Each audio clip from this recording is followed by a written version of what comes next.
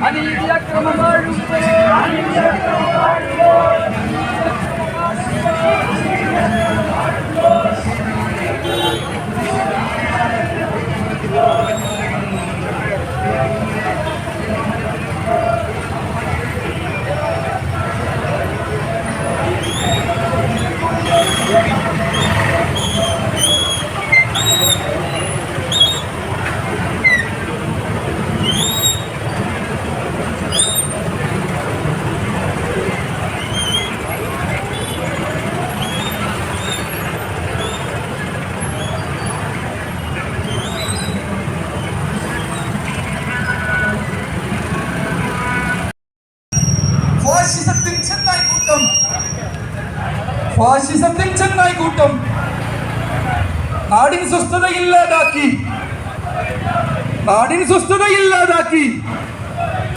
ഭിന്നിപ്പിച്ചു ഭരിക്കുന്നു.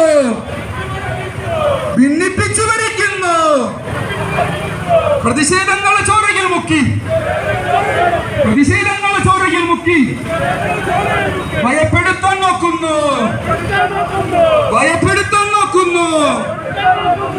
മൗനം വെടിയൂ സോദരരെ, പ്രതിഷേധിക്കൂ സോദരരെ. ബഹുജന റാലി സിന്ദാബാദ്, വഖഫ് സംരക്ഷണ കൂട്ടായ്മ സിന്ദാബാദ്. നമ്മുടെ വലൈക്കും വറഹ്മത്തുള്ളാഹി വബറകാതുഹു. ബഹുമാനമുള്ള സഹോദരന്മാരെ, ഈ മഹത്തായ വേദിയിൽ ഖിറാഅത്ത് ചെയ്യുന്നതിന് വേണ്ടി ബഹുമാനപ്പെട്ട പുതുക്കുറിച്ചി നുസ്രത്തുൽ മുസ്ലിമീൻ മദ്രസയിലെ മുഅല്ലിം ജലീൽ ഉസ്താദിനെ ആദരപൂർവ്വം ക്ഷണിച്ചോളുന്നു.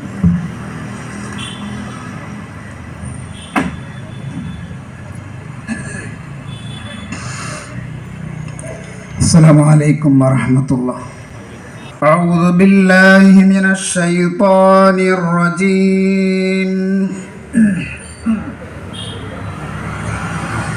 بسم الله الرحمن الرحيم.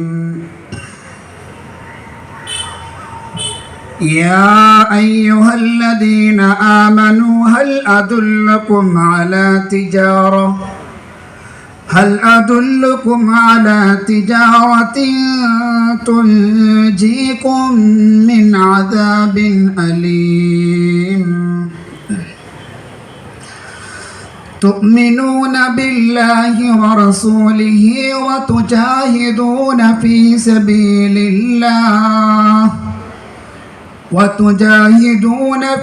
سبيل الله بأموالكم وأنفسكم، ذلكم خير لكم إن كنتم تعلمون.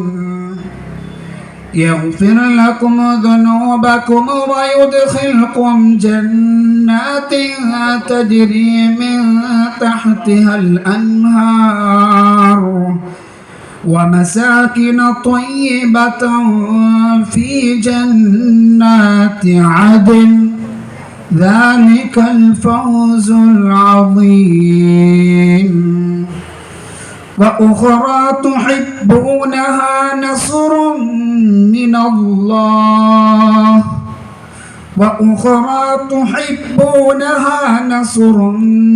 الله وفتح قريب وبشر المؤمنين.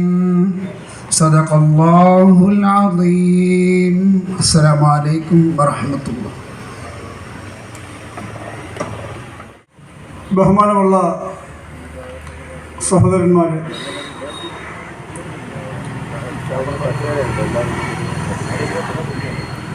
ഇന്ന് നമ്മുടെ ഇന്ത്യ മഹാരാജ്യത്ത് ഒരു മതവിഭാഗത്തെ മാത്രം ടാർഗറ്റ് ചെയ്തുകൊണ്ട് അവരുടെ അധികാരങ്ങൾ ഉപയോഗിച്ച് നമ്മെ പ്രകോപിതരാക്കാനും നമ്മുടെ അവകാശങ്ങളെ കവർന്നെടുക്കാനും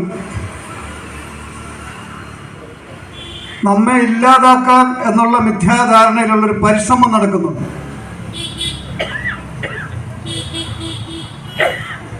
ഇന്ത്യയിലെ ലോകത്തെ മുഴുവൻ മുസ്ലിമീങ്ങളും ലോകാരംഭം മുതൽ തന്നെ ത്യാഗത്തിൽ കൂടി വേദനകൾ തിന്നുകൊണ്ട് ഈമാൻ സംരക്ഷിക്കുന്നതിന് വേണ്ടി പരിശ്രമിച്ചിട്ടുള്ളവരാണ്. ആ ഒരു ത്യാഗം, ആ ഒരു വേദന അത് ഖിയാമത്ത് നാൾ വരെ ഉണ്ടാകും. മുസ്ലിമീങ്ങളെ സംബന്ധിച്ച് നമ്മളൊരിക്കലും അക്രമത്തിൻ്റെ പാത തിരഞ്ഞെടുക്കാറില്ല. നാം എപ്പോഴും സഹനതയുടെ പാതയിൽ കൂടിയാണ് സഞ്ചരിക്കുന്നത്. അതാണ് നമ്മുടെ മതത്തിൻ്റെ നിർദ്ദേശവും. പക്ഷെ നമ്മളുടെ ഈ ദൗർബല്യമല്ല, നമ്മൾ പഠിച്ച രീതി അതാണ്. പക്ഷെ മറ്റുള്ള സഹോദരങ്ങൾ ഇതൊരു ദൗർബല്യമാക്കി മനസ്സിലാക്കിക്കൊണ്ട് എല്ലാ കാലഘട്ടങ്ങളിലും നമ്മെ ഉന്മൂലനം ചെയ്യുവാനും നമ്മളെ പ്രകോപിതരാക്കാനും നമ്മുടെ വസ്തുവകൾ പിടിച്ചെടുക്കാനുമുള്ള പരിശ്രമം നടന്നുകൊണ്ടിരിക്കുകയാണ്.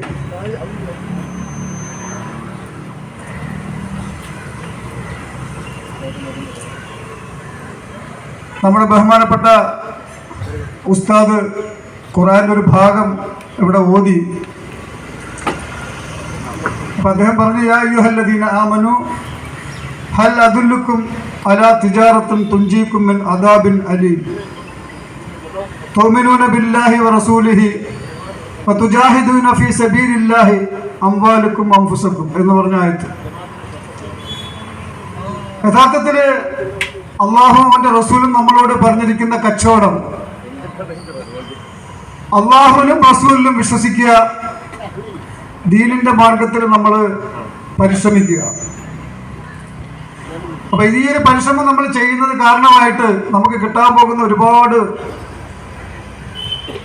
സമ്മാനങ്ങളെ കുറിച്ച് പരിശുദ്ധ ഖുർആനിൽ കൂടി പറയുന്നുണ്ട്. മുസ്ലിമീങ്ങളെ സംബന്ധിച്ച് നമ്മളുടെ ഇവിടുത്തെ ജീവിതം താൽക്കാലികമാണ്. നമ്മളെ വിശ്വാസം അങ്ങനെയാണ്, നമ്മൾ അങ്ങനെ വിശ്വസിക്കണം. നമ്മൾ യഥാർത്ഥ ജീവിതം തുടങ്ങുന്നത് മരണത്തിന് ശേഷമാണ്. ആ മരണത്തിന് ശേഷമുള്ള ജീവിതത്തിന് വേണ്ടി തയ്യാറെടുക്കാനാണ് നമ്മെ അല്ലാഹു സുബ്ഹാനഹു വ തആല ഭൂമിയിൽ അയച്ചിരിക്കുന്നത്. അപ്പോൾ ഇവിടെ നമ്മൾ പരീക്ഷണശാലയാണ്. നമുക്കറിയാം, നമ്മുടെ മക്കൾ, സ്കൂളിലൊക്കെ പഠിക്കുന്ന മക്കൾ, അവർ കുറേ മാസങ്ങൾ സന്തോഷത്തോടുകൂടി സ്കൂളിൽ പോകും.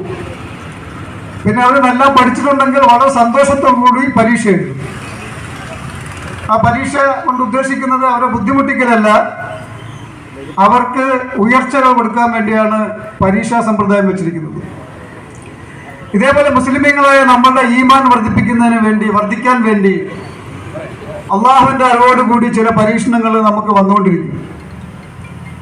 അതിൽപ്പെട്ട പല ബില്ലുകളും നമ്മൾ കണ്ടു. ഇന്ന് നമ്മുടെ വഖഫ് സ്വത്തുക്കൾ പിടിച്ചെടുക്കാനുള്ള ഒരു വലിയ ഗൂഢതന്ത്രം ഇന്ന് ഇന്ത്യൻ പാർലമെന്റ് പാസ്സാക്കി നിയമമാക്കി കഴിച്ചിരിക്കുകയാണ്. അപ്പോൾ നമ്മളിതിന് ഭയപ്പെടേണ്ട ആവശ്യമില്ല. കാരണം ഈ നടക്കുന്ന സംഭവങ്ങളൊക്കെ നമ്മുടെ സൃഷ്ടാവായ, നമ്മുടെ പരിപാലനകായ, നമ്മുടെ റബ്ബായ അള്ളാഹു അറിഞ്ഞിട്ടാണ് നടക്കുന്നത്. ഒരു ഇല കൊഴിയുന്നത് പോലും അള്ളാഹു അറിഞ്ഞിട്ടാണ് നടക്കുന്നത്. അതുകൊണ്ട് നമ്മൾ ഒരുമിച്ച് നിന്ന് പ്രാർത്ഥനയിലൂടെ, പരിശ്രമങ്ങളിലൂടെ കൂടി നമ്മൾ പൊതുമുതൽ നശിപ്പിക്കാതെ, മറ്റുള്ളവരുടെ സ്വാതന്ത്ര്യത്തെ ഹനിക്കാതെ നമ്മുടെ അവകാശങ്ങൾക്ക് വേണ്ടി നമ്മൾ തീർച്ചയായിട്ടും പോരാടണം. പോരാട്ടം മുസൽമാന്റെ ജിഹാദാണ്. കാരണം എല്ലാ കാലഘട്ടങ്ങളിലും പോരാട്ടത്തിൻ്റെ വഴികൾ ഘട്ടം ഘട്ടമായിട്ട് വന്നുകൊണ്ടിരിക്കും. ഇവിടെയൊക്കെ നമ്മൾക്ക് ആവശ്യം നമ്മൾ ഒറ്റ മനസ്സോടെ, ഒറ്റ ഉടലോടെ, ഒറ്റ ചിന്തയോടുകൂടി നിന്ന് നമുക്കെതിരെ വരുന്ന എല്ലാ ദുർബല ശക്തികളെയും, എല്ലാ കാര്യങ്ങളും പ്രതിരോധത്തിൽ നിന്ന് കഴിഞ്ഞാൽ തീർച്ചയായിട്ടും നമ്മുടെ ഈ പരിശ്രമങ്ങൾ, കൂട്ടായ്മകൾ കൊണ്ട് പരിഹാരം ഉണ്ടാവും. നമ്മൾ ഭിന്നിച്ചു നിന്നാൽ നമ്മുടെ ശക്തി കുറയും. ഈ ശക്തി നമ്മുടെ ശത്രുക്കൾ മുതലെടുക്കുന്നതിന് കാരണമായി തീരും. അതുകൊണ്ട് നമ്മുടെ ഇന്നത്തെ ഈ വഖഫ് ബോർഡ് നിയമത്തിന് എതിരായിട്ടുള്ള, പുതിയ നിയമങ്ങൾക്കെതിരായിട്ടുള്ള നമ്മുടെ ഈ പരിശ്രമങ്ങളെ അള്ളാഹു സുബ്ഹാനഹു വ തആല തീർച്ചയായിട്ടും കബൂലാക്കപ്പെടുമാറാകട്ടെ. ഇൻഷാ അല്ലാഹ് ഈ പുണ്യമായ സദസ്സിൻ്റെ സ്വാഗതം പറയുന്നതിന് വേണ്ടി ബഹുമാനപ്പെട്ട അഗ്രപെരുമാതറ ജമാഅത്ത് കൂട്ടായ്മയുടെ സെക്രട്ടറി ബഹുമാനപ്പെട്ട സുനിൽ മൗലവി അവരുടെ ആദരപൂർവ്വം ക്ഷണിച്ചു.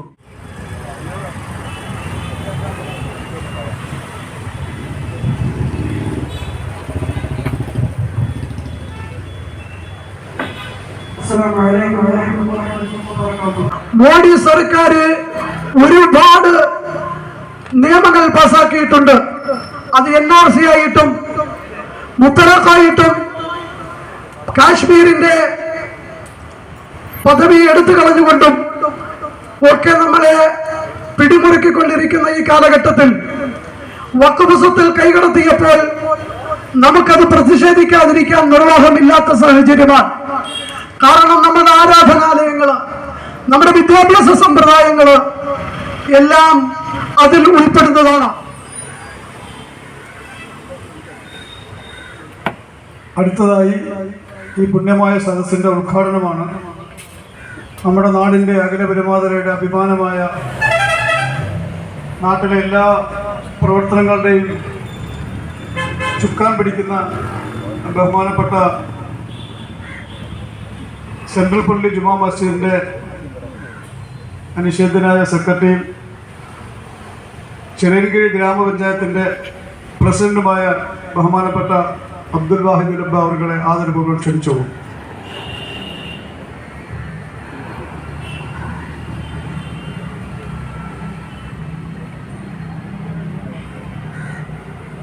അസ്സലാമു അലൈക്കും വറഹ്മത്തുള്ളാഹി വബറകാതുഹു. വേദിയിലിരിക്കുന്ന ഏറെ ബഹുമാനരായ വിശിഷ്ട വ്യക്തിത്വങ്ങൾ, ഈ സദസ്സിലിരിക്കുന്ന പ്രിയപ്പെട്ട ഉസ്താദുമാർ, ഏറ്റവും നല്ലവരായ നാട്ടുകാർ, പ്രിയമുള്ളവരെ, ഒരു പ്രസംഗത്തിന് ഒന്നും പറ്റിയ സമയമല്ല.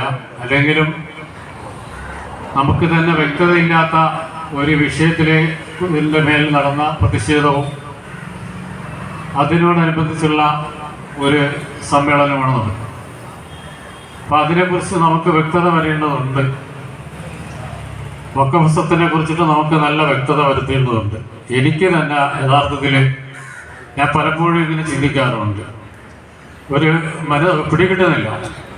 ഈ ചിന്തിക്കാൻ തുടങ്ങിയതെന്ന് പറഞ്ഞാൽ, നമ്മുടെ സ്റ്റേറ്റിൽ ഒരു വഖഫ് ബോർഡുണ്ട്. ആ വഖഫ് ബോർഡ് സ്വീകരിച്ചുകൊണ്ടിരിക്കുന്ന ചില നിലപാടുകൾ, ജമാഅത്തുകൾക്ക് ഇവിടെ മേൽ സ്വീകരിച്ചുകൊണ്ടിരിക്കുന്ന ചില നിലപാടുകൾ എത്ര ആലോചിച്ചിട്ടും എനിക്ക് മനസ്സിലാവുന്നില്ല. ഞാൻ പറയുന്ന കാരണം, ഞാൻ പ്രതിനിധാനം ചെയ്യുന്ന പള്ളിയുടെ ആകെ സ്വത്ത് ഒരു 7 സെന്റ് സ്ഥലവും ഒരു ചെറിയൊരു തെക്കാപ്പള്ളിയുമായിട്ട്, അതിനുശേഷം പ്രത്യേക സാഹചര്യത്തിൽ അതൊരു ജമാഅത്തായി. ആ ജമാഅത്തായി രൂപപ്പെട്ടതിന് ശേഷം അതിൻ്റെ ചുറ്റുവട്ടത്തുമുള്ള താമസിച്ചിരുന്ന ആൾക്കാരിൽ നിന്ന് സ്നേഹപൂർവ്വം അവരോട് സംസാരിച്ചും പറഞ്ഞും 7 സെന്റ്, 5 സെന്റ്, 10 സെന്റ് ഇങ്ങനെ മേടിച്ചു കൂട്ടി ഏതാണ്ട് 1 ഏക്കർ 65 സെന്റ് സ്ഥലം ഇന്ന് ആ പള്ളിയുടെ കീഴിലുണ്ട്. പക്ഷെ ഇന്നിപ്പോൾ അതിനകത്ത് ഒരു ബലപ്പിച്ചിട്ട് ഒരു കമ്പട് തോന്നണമെങ്കിൽ ഇവരുടെ പെർമിഷൻ വാങ്ങിയെങ്കിലോ ഊന്നാൻ പറ്റുമെന്നുള്ള സ്ഥിതിയിലാണ്. ഞാൻ മനസ്സിലാക്കിയിരിക്കുന്ന അതെങ്ങനെയാണ് വഖഫ് സ്വത്താവുന്നതെന്ന് എനിക്ക് മനസ്സിലാവുന്നില്ല. എത്രയോ പേര് നിരന്തരമായി അധ്വാനിച്ച് വിയർപ്പൊഴുക്കി ഉണ്ടാക്കിയ സ്വരൂപിച്ച സംഭാവനകളും പൈസകളും കൊണ്ടാണ് ഈ വസ്തുക്കൾ നമ്മൾ ഇത്രയും എഴുതി വെച്ചിരിക്കുന്നത്. ഇപ്പൊ ഇതും വഖഫ് സ്വത്തിനായിട്ടാണ് നമ്മുടെ ഇവിടുത്തെ ബോർഡിന്റെ കീഴിലായിരുന്നാലും ഇപ്പൊ ഈ കേന്ദ്ര ഗവൺമെന്റ് കൊണ്ടുവന്നിരിക്കുന്ന ഈ വഖഫിന്റെ മേൽ ഏർപ്പെടുത്തിയിരിക്കുന്ന നിയന്ത്രണമായിരുന്നാലും ഒക്കെ വരാൻ പോകുന്നു. ഇത് നേരത്തെ ബഹുമാന്യനായ ഉസ്താദ് സൂചിപ്പിച്ചതുപോലെ ഇവിടെ ഈ വേദിയിലിരിക്കുന്ന ആരെ സംബന്ധിച്ചും ഇതിനൊരു അറിവ് വേണമെന്ന് എനിക്ക് തോന്നുന്നില്ല. അൽഹംദുലില്ലാ എല്ലാവരും വേറെ കുറേയൊക്കെ ഈ കാര്യങ്ങളെ കുറിച്ചൊക്കെ അറിയുന്നവരാണ്. പണ്ഡിതന്മാരുണ്ട്, മുത്തഅല്ലിമീങ്ങളുണ്ട്, മറ്റ് വിദ്യാസമ്പന്നരായ ആൾക്കാരുണ്ട്. ഇതിന്റെ മേലെ ഒരു വിശദീകരണം വേണമെന്ന് എനിക്ക് തോന്നുന്നില്ല. ഇതൊരു നേരത്തെ ഉസ്താദ് സൂചിപ്പിച്ചതുപോലെ ഒരു യഥാർത്ഥ വിശ്വാസിയെ സംബന്ധിച്ചിടത്തോളം ഇതൊരു പുത്തരിയല്ല. ഇതിനേക്കാളും ഒരുപാട് ത്യാഗങ്ങളും കഷ്ടപ്പാടുകളും അനുഭവിച്ച് അതിൽ നിന്നെല്ലാം കരകയറി വന്ന ഒരു സമുദായമാണ്. ഇതിലൊരു തിരിച്ചുപോക്കമുണ്ടെന്ന് ഞങ്ങൾക്ക് എല്ലാവർക്കും അറിയാം. ആ തിരിച്ചുപോക്കിന്റെ ഭാഗമാണ് ഇന്നിപ്പോ ഈ കാണുന്നത്. ഇവിടെ കൊണ്ട് നമ്മൾ അവസാനിക്കുന്നില്ല. നമ്മുടെ രാജ്യം ഭരിക്കുന്ന ഭരണാധികാരികൾ അജണ്ട ഉണ്ടാക്കി വെച്ചിട്ടുണ്ട്. ഒന്നാമതായിട്ട് ഈ രാജ്യത്തെ മുസ്ലിമീങ്ങൾ അവരെങ്ങനെ ജീവിക്കണം, എന്ത് ചെയ്യണം എന്ന് അവർ തീരുമാനിക്കാൻ പോവാം. അതനുസരിച്ച് ജീവിക്കാൻ താല്പര്യമുള്ളവർ ഇവിടെ താമസിക്കുക. അല്ലാത്തവർ പെട്ടെന്ന് പറയുന്ന പാകിസ്ഥാനിൽ പോകുന്ന പാകിസ്ഥാന്റെ അവസ്ഥ നമ്മൾ പറയണ്ടല്ലോ, നമ്മളാരും പറയേണ്ട കാര്യമില്ല. പാകിസ്ഥാന്റെ കഥ എടുത്താലും ഈ പറഞ്ഞതുപോലെ ഓരോ ദിവസവും ഓരോ കാര്യങ്ങൾ അരങ്ങേറുന്നു. അതിലൊന്നും നമുക്കൊന്നും പറയാനില്ല. പ്രവാചകൻ നമ്മളെ ഒന്നേ പഠിപ്പിച്ചിട്ടുള്ളൂ, നീ ഈ രാജ്യത്താണ് ജീവിക്കുന്നതെങ്കിൽ ഈ രാജ്യത്തെ നീ സ്നേഹിക്കണം. അത് നിന്റെ കടമയാണ്, നിന്റെ കർത്തവ്യമാണ്. ഒരു മുസ്ലിമിനോടാണ് പറയുന്നത്, നീ ഏത് രാജ്യത്താണോ ജീവിക്കുന്നത് ആ രാജ്യത്ത് നീ ജീവിക്കുന്നെങ്കിൽ നീ ഒരു മുസ്ലിമായി യഥാർത്ഥ ദൈവവിശ്വാസിയായി മാറണമെങ്കിൽ ആ നാടിന്റെ വിധിവിലക്കുകളെ നീ അനുസരിക്കണം. അതനുസരിച്ച് വേണം ജീവിക്കേണ്ടത്. അല്ലാതെ കണ്ടിട്ട് പാകിസ്ഥാനിൽ കിടക്കുന്നത് എന്റെ സഹോദരങ്ങളാണ്, അതുകൊണ്ട് ഞാൻ അവരൊപ്പം ചേരണമെന്നല്ല പ്രവാചകൻ നമ്മളെ പഠിപ്പിച്ചു. അപ്പൊ ആ ഒരവസ്ഥയിൽ ഇനിയും ഇതുകൊണ്ട് നമുക്ക് തീരൂല. ഇനിയും ഇതിന്റെ പിന്നാലെ ഇപ്പൊ തന്നെ ഇവിടെ ജാർഖണ്ഡില് 165ഓളം മദ്രസകൾ പൂട്ടിയെടുത്തു. നല്ലൊരു തുടക്കം കുറിച്ചിരിക്കുന്നുവെന്ന് അവിടുത്തെ മുഖ്യമന്ത്രി അഭിമാനം കൊള്ളുന്നു. എന്തിന്റെ പേരിലാണ് ഇത് പൂട്ടിയെടുത്തതെന്ന് അയാൾക്ക് തന്നെ അറിയുമെന്ന് തോന്നില്ല. ഇനി പെരുമാതുറയുടെ അകത്ത് മതവിദ്യാഭ്യാസ ബോർഡുകളുണ്ട്. ഒരു നിമിഷം ഏതെങ്കിലും ഒരു ഭരണാധികാരി അതിന്റെ പാഠപുസ്തകങ്ങൾ ഇന്നൊരു സർക്കാർ നടത്തുന്ന സ്കൂളുകളിൽ എങ്ങനെയാണോ അതിന്റെ സിലബസുകൾ അതേപോലെ കൃത്യമായിട്ട് നിന്റെ ഒരു ദിവസത്തെ ജീവിതം എങ്ങനെ നീ ആരംഭിക്കണം, എന്തെല്ലാം കാര്യങ്ങൾ നീ അതിനിടയ്ക്ക് ചെയ്യണം, ആ ചെയ്യുന്നതിനിടയ്ക്ക് എന്തെല്ലാം കാര്യങ്ങൾ നീ പ്രവർത്തിക്കണം, ഇതിനെക്കുറിച്ചെല്ലാം വളരെ വ്യക്തമായി അടിവരയിട്ട് പഠിപ്പിക്കുന്ന പാഠങ്ങളാണ് ആ മദ്രസകളിൽ നടക്കുന്നത്. അവിടെ ഒരിക്കലും ഈ പറഞ്ഞ ഭീകരവാദത്തെ ഒരിക്കലും പ്രോത്സാഹിപ്പിക്കുന്നില്ല, ഒരു തലത്തിലും പ്രോത്സാഹിപ്പിക്കപ്പെടുന്നില്ല. അതാണ് ഇസ്ലാമിനെ സംബന്ധിച്ചിടത്തോളം ഉള്ളത്. ഞാൻ എൻ്റെ സംസാരം നീട്ടുന്നില്ല. എന്തായിരുന്നാലും ഇതില് നമുക്ക് ശക്തിയായ പ്രതിഷേധമുണ്ട്. ഈ പ്രതിഷേധം നമ്മളെ അറിയിക്കേണ്ടവരെ അറിയിച്ചുകൊണ്ടിരിക്കും. ഇനിയും നമുക്ക് ഇതേപോലെ സംഗമിക്കേണ്ടി വരും. ഇനിയും നമുക്ക് ഇതേപോലെ പ്രതിഷേധങ്ങൾ നടത്തേണ്ടി വരും. ഞാൻ നേരത്തെ പറഞ്ഞതിന്റെ ബാക്കി ഒന്നുകൂടി, രണ്ടാമത് അവർ വെച്ചേക്കുന്നത് ക്രിസ്ത്യാനികളെയാണ്, ഈ രാജ്യത്തെ ക്രിസ്ത്യാനികളെ. ഇപ്പൊ വഖഫ് നിയമം ഇങ്ങനെയൊക്കെ വന്നപ്പോഴത്തേക്ക് ക്രിസ്ത്യാനികളെല്ലാം കൈയടിച്ച് ഒരുപാട് പേര് സന്തോഷിച്ചു. പലരും ഒക്കെ നല്ലതാണ് എന്നൊക്കെ പറഞ്ഞ് പലതിന്റെ പേരിലും പലരും അതിന്റെ പേരിൽ സന്തോഷിച്ചു. പക്ഷെ ഇന്നിപ്പോ അവസ്ഥ എന്താണ്, അവരുടെ അവസ്ഥ എന്താണ്? ഇതിനേക്കാളും വളരെ പരിതാപകരമായ ഒരവസ്ഥയിലേക്ക് അവരും പോകാൻ പോവുക. അത് കഴിഞ്ഞ് പിന്നെ ഒരു വിഭാഗത്തെ പറയുന്നുണ്ട്, അത് രാഷ്ട്രീയമായിട്ടാണ് പറയുന്നത്. അതെന്തോ ആയിക്കോട്ടെ. എന്തായിരുന്നാലും ഇതെല്ലാം നമ്മുടെ ഈ രാജ്യത്ത് ഇതൊക്കെ സംഭവിക്കാൻ പോകുന്നു. ഇതിനെല്ലാം കാത്തിരുന്ന് നമുക്ക് കാണണം. നമുക്ക് ഒറ്റ പ്രതീക്ഷയേ ഉള്ളൂ, നമ്മളെല്ലാം സൃഷ്ടിച്ച സൃഷ്ടാവ് ഒരാളാണ്. ആ ഒരാള് എന്ത് തീരുമാനിക്കുന്നോ ആ തീരുമാനിക്കുന്ന കാര്യം ഈ രാജ്യത്ത് നടപ്പാവും. മോഡിയെ കൊണ്ട് അത് ചെയ്യിക്കുന്നെങ്കിൽ അതും സൃഷ്ടാവിന്റെ തീരുമാനമാണ്. ആ തീരുമാനത്തിനെ മറികടക്കണമെങ്കിൽ നമ്മൾ വിചാരിച്ചാൽ നടക്കും. ഒരു യഥാർത്ഥ വിശ്വാസി, ഒരു മുസ്ലിം വിചാരിച്ചാൽ അവന്റെ ആചാര അനുഷ്ഠാന കർമ്മങ്ങളിൽ അവൻ കൃത്യത പാലിച്ച് അതനുസരിച്ച് അവൻ ജീവിച്ചാൽ ഒരു മോഡിയും നമ്മളെ ഈ രാജ്യത്ത് ഒന്നും ചെയ്യൂല. ഒന്നും ചെയ്യൂല. ഒരു പക്ഷേ താൽക്കാലികമായ ചില പ്രതിസന്ധികളെ നമുക്ക് നേരിടേണ്ടി വരും. എന്നിരുന്നാലും അവിടെയൊന്നും ഭയപ്പെടേണ്ട യാതൊരു കാര്യവുമില്ല. ഇത്രയും കാര്യങ്ങൾ പറഞ്ഞുകൊണ്ട് നിങ്ങളുടെ എല്ലാ മനോഭാവത്തോടു കൂടി ബിസ്മില്ലാഹിർ റഹ്മാനിർ റഹീം എന്ന പരിശുദ്ധ വാക്യം പറഞ്ഞുകൊണ്ട് ഇത് ഉദ്ഘാടനം ചെയ്തതായി അറിയിച്ചുകൊണ്ട് നിർത്തുകയാണ്.